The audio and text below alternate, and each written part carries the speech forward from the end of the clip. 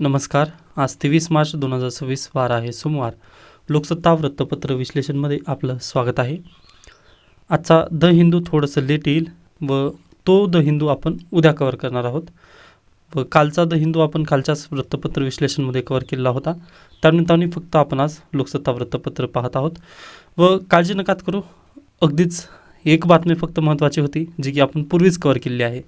त्यामुळे फक्त हेडलाईन्स वाचून आपण थांबणार आहोत. वन्यजीव संरक्षणाबाबत निधीसाठी विदर्भालाच डावलले व प्रशासकीय शिस्तीवर देखील प्रश्नचिन्ह उभे केले जात आहेत. कारण नागपूर वन विभागात वन्यजीवांची सुरक्षा धोक्यात आहे. तसेच साहित्याची वानवा असताना निधी मात्र राज्यात अन्यत्र वळवण्यात आला आहे. व पहा, प्रशासकीय जे अधिकारी आहेत त्यांच्यासोबत खाजगी व्यक्ती तिथं जास्त हस्तक्षेप करत असल्याचा इथं बेसिकली आरोप आहे. ओके, पाहूयात. ही न्यूज इन प्रोसेस आहे, त्यामुळे स्किप करू शकता. पुढे चला. अणुप्रकल्पाजवळील शहरे लक्ष, इस्रायलची सुरक्षा भेदून क्षेपणास्त्र आदळली, 115 जखमी. इराणने इस्रायलवरती आक्रमण केलेलं आहे व इराणवरती जे इस्रायलने आक्रमण केला होता त्याचा हा बदला आहे असं बोललं जात आहे. त्यानंतर पंतप्रधान नरेंद्र मोदी यांच्याकडून ऊर्जा आणि खत पुरवठ्याचा आढावा घेण्यात आलेला आहे. कारण आता पहा, सध्याला उन्हाळा चालू आहे, पण उन्हाळ्यानंतर पेरणी येईल व पेरणी आल्यानंतर आपल्याला खताची साठा तिथं नक्कीच लागेल. मग या निमित्ताने पंतप्रधान नरेंद्र मोदी आतापासूनच खते आपल्या स्टेट ऑफ हॉर्मुजमधून पास व्हावीत यासाठी प्रयत्न करत असल्याचं इथं बेसिकली दिसत आहे. नेक्स्ट आहे, खरात प्रकरणात पीडितेच्या जबाबावरून धमकवणीचा सूर, चाकणकरांचा पोलिसांवरती दबाव, प्रश्नचिन्ह. व आता पहा, काल तुम्हाला म्हणजे तुम्ही जर सोशल मीडियावरती असाल तर अतुल कुलकर्णी सरांना तुम्ही नक्की फॉलो करू शकता. म्हणजे चांगले ते लिहित असतात पहा. ओके, व तुम्हाला म्हणजे पहा, कुठून जिथून वाचता येईल आपल्याला ते वाचणं आपल्यासाठी बेटरच असतं. मग अतुल कुलकर्णी सरांनी एक पोस्ट केली होती पहा, की आता हे बंधुबाबा आहेत म्हणून आपल्याला समजलं, पण याच्यापूर्वी काय, याच्यापूर्वी जर आपण तसे आरोप केले असते तर कुणी ऐकून घेतलं असतं का? तर मग आपण अशांना बळी का पडतो? म्हणजे श्रद्धा ठेवा परंतु अंधश्रद्धा नको, अशा पद्धतीचा तो एक लेख होता. शक्य झालं तर तुम्ही सोशल मीडियावरती असाल तर तो लेख तुम्ही वाचून घेऊ शकता. किंवा एक छोटीशी कविता स्वरूपात आहे, ते तुमच्या संग्रहात पण नक्की ठेवू शकता पहा, जे करून मेन्ससाठी तुम्हाला खूप मदत होईल. ओके, आता डायरेक्टली तर प्रश्न येणार नाही, पण भविष्यात कुठे निबंध वगैरे जर लिहिला तर इंट्रोडक्शन किंवा कन्क्लुजनमध्ये त्याचा वापर तुम्ही करू शकता.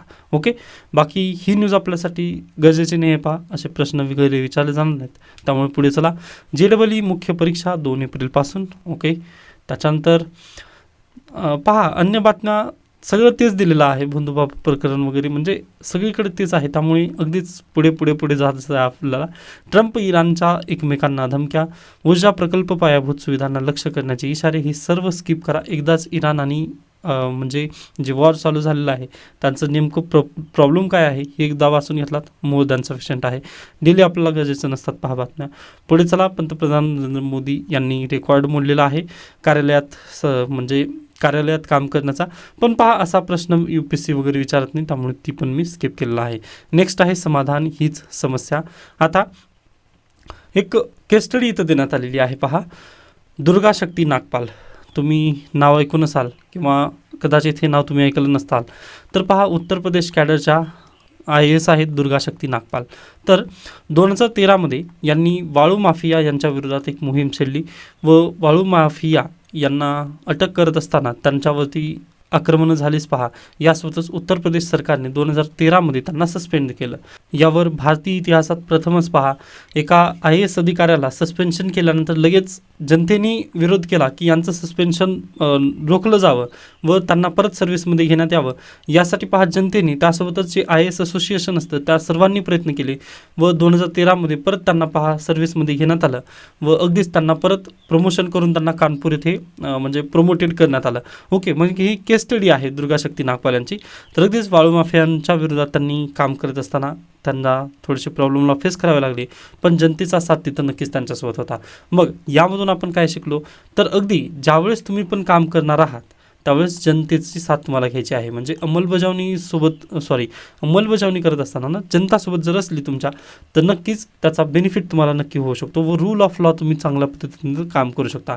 मग त्यानंतर तुम्ही म्हणाल की सर वाळू माफियांचं काय झालं, तर आज देखील पहा, वाळू माफियाची जी लॉबी आहे ती उत्तर प्रदेशमध्ये आहे, महाराष्ट्रामध्ये सगळीकडेच आहे.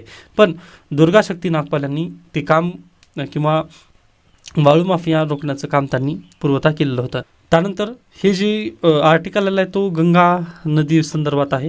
पण पहा, गंगा नदी संदर्भात एक आर्टिकल याच्यापूर्वीचा आपण पाहिला होता, जो हुबळी पोर्टला वाचवण्यासाठी जे बॅरेज बांधण्यात आलं व त्याचे इम्पॅक्ट कसे होत आहेत हे आपण लास्ट लेक्चरला पाहिलेलं आहे. त्यामुळे आता याचं पुढे एक्सटेन्शन दिलं आहे, पण ते जास्त आपल्यासाठी काही महत्त्वाचं नाही. फक्त येथून केस स्टडी तुम्ही नक्की लक्षात ठेवू शकता, दुर्गा शक्ती नागपाल यांची. ओके, त्यानंतर आपण पुढे जाऊयात. बाई बळीवर बोळवण. आता याबाबतची पाठांकन करण्याचं वगैरे हे आर्टिकल आलं आहे, पण स्किप करा. अगदीच पहा, 60 दिवस तुमच्याजवळ राहिलेले आहेत UPSC प्रिलिमला. त्यामुळे मी अशा गोष्टींकडे आता जास्त लक्ष न देता पुढे जाण्याचा प्रयत्न करत आहे.